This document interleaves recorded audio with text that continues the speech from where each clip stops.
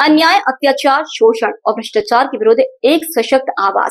संदेश प्रवर का ये क्रांति अंग भारतीय स्वाधीनता संग्राम के लिए अपना सर्वस्व न्यौछावर करने वाले महान क्रांति धर्मियों के लिए समर्पित है। दरअसल हमें यह आजादी ना तो दान में मिली है, न भीख में मिली है, बल्कि हमारे पूर्वज क्रांतिकारियों की भारी कुर्बानियों के बाद प्राप्त हुई है। इस लंबे संघर्ष में हिंदू, मुसलमान, अमीर, गरीब और अति गरीब सभी वर्ग और सभी जातियां शामिल रहे हैं। मौजूदा और भावी पीढ़ी को हमारे पूर्वजों का गौरवपूर्ण योगदान और आज़ादी की कीमत मालूम होना चाहिए और हमेशा देश की आज़ादी की रक्षा के लिए तत्पर रहना चाहिए। आज़ादी के कारण जो हमें गरिमा और नागरिक अधिकार प्राप्त हुए हैं, उनका हनन चाहे कोई सत्ताधारी करे अथवा सामाजिक माफिया, हमें उसका विरोध करने के लिए हमेशा व्यक्तिगत और सामूहिक रूप से तत्पर रहना चाहिए। संदेश प्रवर का यह क्रांति अंक विद्यार्थियों और पुस्तकालयों को तो निःशुल्क उपहार के रूप में भेंट किया ही जा रहा है। वैसे कोई भी भारतीय नागरिक निसंकोच भाव से अर्थात बेझिझक सम्मान के साथ प्राप्त कर सकता है। आगे इस क्रांति अंक पर हमारे संपादक श्री ब्रजेंद्र पांडे प्रकाश डालेंगे। आदरणीय महान भावों, सादर नमन। मेरे दाहिने ओर आपकी अपनी पत्रिका समाचार, विचार एवं विश्लेषण परक संदेश प्रवर रखी हुई है और बाईं ओर हमारे मित्र संदेश प्रवर के संपादक भाई लक्ष्मण सिंह जी मीना बैठे हुए हैं। इस बार का संदेश प्रवर का अंक हमने क्रांतिकारियों के लिए समर्पित किया है। हम इस आजादी के वातावरण में जिस शान के साथ सीना तान कर सिर ऊंचा करके चलते हैं, उस आजादी के लिए हमारे पूर्वज क्रांतिकारियों ने तन, मन, धन और अपना समस्त परिजनों को न्यौछावर कर दिया था। उनके इस महान उपकार का हम कोई प्रति उपकार नहीं कर सकते हैं। उनके इस कर्ज को किसी भी कीमत पर उतार नहीं सकते हैं। शायद ऐसी ही विचित्र स्थिति को देखकर भगवान श्री राम ने कहा था, प्रति उपकार करों का तोरा, सन्मुख हो ही न सकत मन मोरा। हम उनका किसी भी कीमत पर प्रति उपकार तो नहीं कर सकते हैं, लेकिन गाहे बगाहे उन्हें याद कर सकते हैं, उनकी याद को ताज़ा कर सकते हैं। और इसी याद के ताज़ा क्रम में हमने यह संदेश प्रवर पत्रिका प्रकाशित की है। इसके प्रकाशन में भाई लक्ष्मण सिंह मीना को काफ़ी मेहनत करना पड़ी है और इस छोटी सी पत्रिका में वह सामग्री मौजूद है जो 1 दर्जन ग्रंथों के अंदर भी आपको पढ़ने नहीं मिलेगी। दरअसल जब मैं 9 साल का था, मेरे स्कूल में स्वाधीनता दिवस पर बाल सभा हुई। उसमें मुझे कविता पढ़ना थी। कविता मेरे पूज्य पिताजी श्री राधेलाल जी पांडे ने लिखी थी। कविता कुछ इस प्रकार से है। देखा न गया दुख माता का, भारत के वीर सपूतों से उठ खड़े हुए, संघर्ष किया अंग्रेजी राज और दूतों से। बरसों यह संघर्ष चला पर हार न मानी वीरों ने, और दमन चक्र की गोली झेली सीनों पर रणधीरों ने। चढ़ते रहे बलिवेदी पर, देते रहे वे कुर्बानी, आजादी के महासमर में खून बहा जैसे पानी। दृढ़ प्रतिज्ञ उन वीरों ने भी किंचित हार नहीं मानी। पस्त हुई अंग्रेज हुकूमत, पस्त हुई अंग्रेज हुकूमत, हुए हौसले उनके पस्त, हुए हौसले उनके ध्वस्त। पस्त हुई अंग्रेज हुकूमत, हुए हौसले उनके ध्वस्त। तब आया वह सुर्ख सवेरा, कहते हम जिसको 15 अगस्त, कहते जिसको 15 अगस्त। 365 दिन में सबसे प्यारा, सबसे यादगार दिन हमारे लिए 15 अगस्त है। यूं तो सभी दुनिया में 15 अगस्त मनाया जाता है, लेकिन हमारे लिए विशेष है।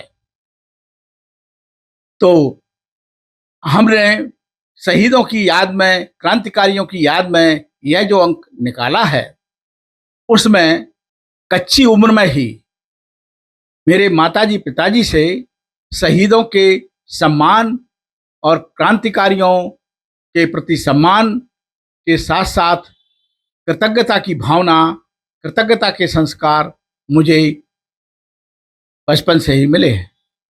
और मेरा आप सभी से यह अनुरोध है कि यह संस्कार आप अपने बच्चों में भी दीजिए, जिससे वे अपने क्रांतिकारी पूर्वजों के सम्मान को समझ सकें, उनके बलिदान को समझ सकें और आज़ादी की कीमत भी जान सकें।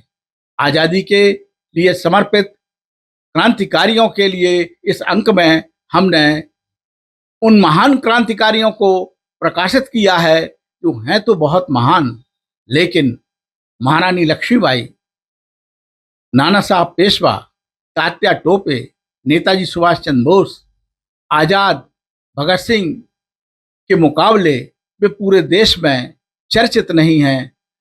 उनके लिए हमने इस अंक में प्रकाशित किया है। कुंवर सिंह जो अपने बिहार के रहने वाले थे, बिहार, उत्तर प्रदेश, मध्य प्रदेश और बंगाल की सीमा में उन्हें पूजा जाता है और उस क्षेत्र में वैसा ही उनका सम्मान है जैसा शहीद आजम भगत सिंह का।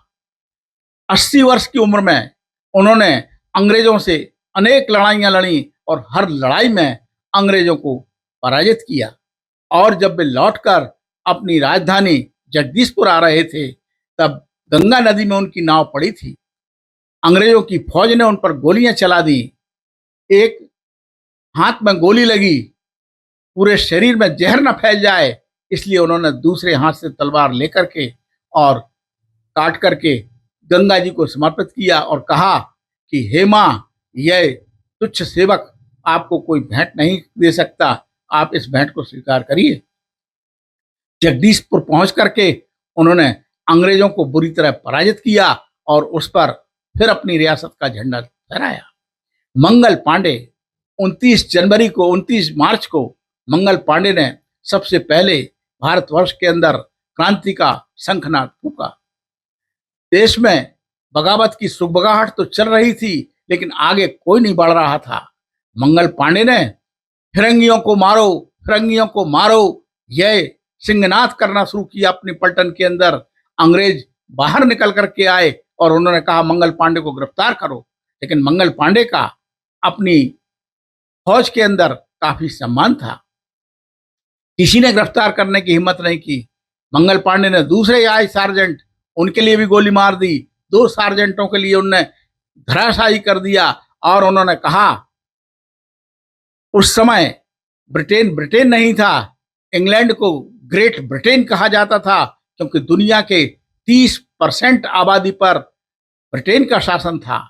उन्होंने रानी विक्टोरिया से कहा कि महारानी विक्टोरिया, तुम्हारी हुकूमत दुनिया के दूसरे देशों पर चलती होगी, लेकिन हमारा दिल और दिमाग, उसके ऊपर तुम्हारी हुकूमत नहीं चल सकती। तुम हिंदुस्तानियों को अपनी फौज में भर्ती करके हिंदुस्तानियों को मरवाती हो, यह अन्याय, यह अत्याचार नहीं चलने देंगे। और हालांकि मारा अकेले मंगल पांडे ने था, उनके साथ ना कोई शहीद हुआ था, लेकिन अकेले मंगल पांडे का प्रहार वार 1 लाख सैनिकों के बराबर था, क्योंकि बंगाल से लेकर के इंग्लैंड तक की हुकूमत में हलचल मच गई और उनने ये सोचा कि अब भारतीयों को दबाना बहुत मुश्किल है, क्योंकि इनमें क्रांति की भावना जाग गई है। और जो मंगल पांडे ने किया, उससे पूरे देश की सेनाओं में, जो अंग्रेजों की सेना में भर्ती थे हिंदुस्तानी, उनके अंदर भी आक्रोश पैदा हुआ और 10 मई को मेरठ छावनी के अंदर विद्रोह हुआ और मेरठ से दिल्ली कूच करके उन लोगों ने दिल्ली पर कब्जा किया। जहां जो अंग्रेज दिखे उन्हें मारा गया और बादशाह बहादुर शाह जफर से बोला कि आप सम्राट हैं, आप क्रांति का नेतृत्व संभालिए। यह क्रांति कोई बगावत नहीं है, विद्रोह नहीं है, आप सम्राट हैं और एक सम्राट का दूसरे सम्राट से यह युद्ध है, हमारा युद्ध अंग्रेज हुकूमत से है। इस तरह उनके लिए नेतृत्व सौंप करके पूरे देश के अंदर क्रांति की ज्वाला फैली।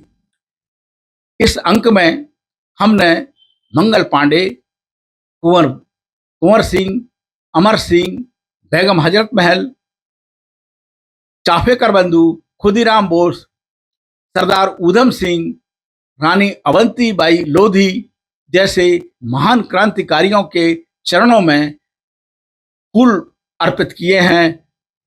और हम समझते हैं उन फूलों की सुगंध से आसपास का वातावरण भी सुगंधित होगा। इसी भावनाओं के साथ मैं विराम लेता हूं और एक बात और बताना यह चाहता हूं कि स्कूलों कॉलेजों के अंदर यह क्रांतिकारियों के बारे में बताना चाहिए, पाठ्यक्रम में भी जोड़ना चाहिए। और यह जो पत्रिका है संदेश पर, हमारे ये साथी संपादक लक्ष्मण सिंह जी मीना सबके लिए निःशुल्क बांटेंगे। जिनके लिए भी चाहिए हो वो इनसे इसे निःशुल्क प्राप्त कर सकते हैं। आजादी के महान रत्नों की अनमोल गाथा आपको बिना मोल पढ़ने के लिए मिलेगी। धन्यवाद। जय हिंद, जय भारत।